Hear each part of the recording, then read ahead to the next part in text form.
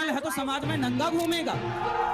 वो जो करना चाहता है, मैं किसी को कंट्रोल नहीं कर सकती। वाह, अरे बोल सकते हैं समाज में कि ये गलत है। बॉलीवुड की बात कर रहे हैं, अनुराग, मैं इसी मुद्दे पे आ रहा था। आपने कहा बॉलीवुड में अश्लीलता फैलाई जा रही है, हाँ। तो फिर आप बॉलीवुड के या टीवी के उस सबसे विवादित शो में क्यों गए जिस पर अश्लीलता फैलाने का सबसे बड़ा आरोप लगता है? रावण की लंका में हनुमान जी रावण से दोस्ती करने नहीं, लंका जलाने गए थे। क्या धर्म के नाम पर नफरत बेचने वालों को इस देश में खुली छूट मिल चुकी है? क्या संविधान की रक्षा करने वाले लोग अब धमकियों के साए में काम करेंगे? और सबसे बड़ा सवाल, क्या हमारा समाज, हमारी व्यवस्था इस जहर को और कितना बर्दाश्त करेगी? हम बात कर रहे हैं अनिरुद्ध आचार्य की।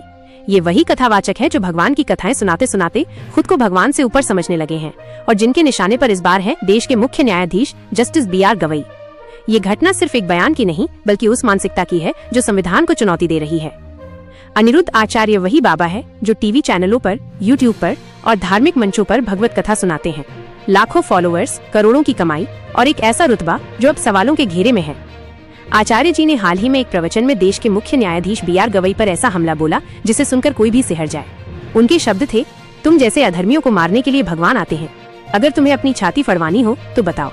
अब जरा ठहरिए, ये कोई सड़क छाप गुंडे का डायलॉग नहीं, ये बोल है एक कथित संत के जो माइक थामकर भगवान का नाम लेकर देश के सर्वोच्च न्यायालय के जज को धमकी दे रहे हैं। सवाल ये नहीं कि उन्होंने ऐसा क्यों कहा, सवाल ये है कि उन्हें ये हिम्मत कहाँ से आई।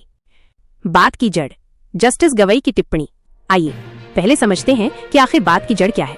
जस्टिस गवई भारत के पहले बौद्ध मुख्य न्यायाधीश जो दलित समाज से आते हैं, एक ऐसी शख्सियत जिन्होंने अपनी मेहनत और काबिलियत से सुप्रीम कोर्ट की सबसे ऊंची कुर्सी तक का सफर तय किया। हाल ही में एक मामले की सुनवाई के दौरान उन्होंने एक टिप्पणी की थी। कहा था, भगवान सब कुछ नहीं कर सकते, इंसान को भी मेहनत करनी पड़ती है। ये एक साधारण सी बात थी जो किसी भी तार्किक इंसान को समझ में आ जाएगी। लेकिन अनिरुद्ध आचार्य को ये बात तीर की तरह चुभ गई, क्योंकि ये बात उनके उस धंधे पर सवाल उठाती है जो वे सालों से चला रहे हैं, भगवान के नाम पर अंधविश्वास बेचने का धंधा। उनके लिए ये न सिर्फ एक टिप्पणी थी बल्कि उनके पूरे साम्राज्य पर हमला थी। तो आचार्य जी ने मंच संभाला और सीधे CJI को निशाना बनाया।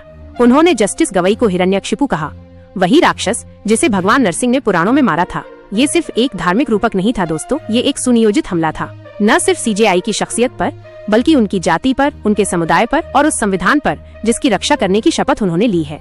आचार्य जी ने कहा, जज की कुर्सी का क्या मतलब अगर भगवान सब कुछ कर सकते हैं।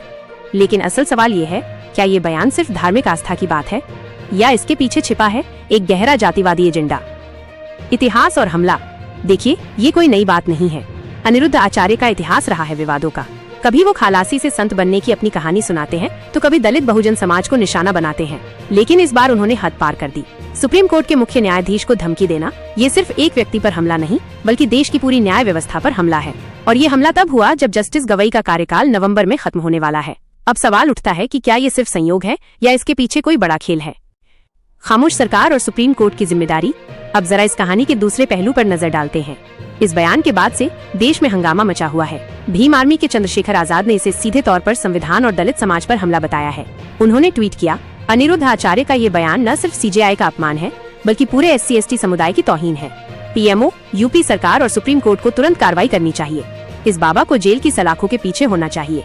सोशल मीडिया पर दो खेमे बन गए हैं।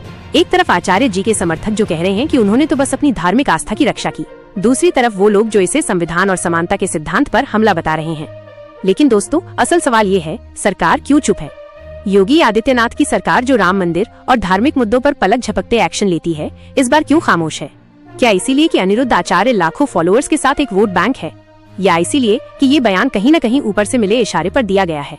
अब बात करते हैं सुप्रीम कोर्ट की। जस्टिस गवई ने इस बयान पर अभी तक कोई टिप्पणी नहीं की है, लेकिन सवाल ये है कि क्या सुप्रीम कोर्ट खुद इस मामले में स्वतः संज्ञान लेगा? क्या ये धमकी जो देश की सबसे बड़ी अदालत के सबसे बड़े जज को दी गई है इतनी आसानी से नजरअंदाज कर दी जाएगी, या फिर ये एक और मौका होगा जब न्यायपालिका को अपनी ताकत दिखानी पड़ेगी? अंतिम प्रश्न दोस्तों, ये सिर्फ एक जज की बात नहीं है, ये उस संविधान की बात है जिसे बाबा साहेब अम्बेडकर ने लिखा था। वही बाबा साहेब जिन्होंने चेतावनी दी थी कि अंधविश्वास और पाखंड को बढ़ावा देने से लोकतंत्र खतरे में पड़ सकता है। आज उनकी वो चेतावनी साकार होती दिख रही है। दोस्तों, इस घटना के कई सवाल हैं और जवाब कम। अनिरुद्ध आचार्य जैसे लोग क्यों बार बार संविधान को चुनौती देते हैं? क्यों सरकारें इनके सामने नतमस्तक हो जाती है? और सबसे बड़ा सवाल, हम आप इस देश का आम नागरिक कब तक इस जहर को बर्दाश्त करेगा?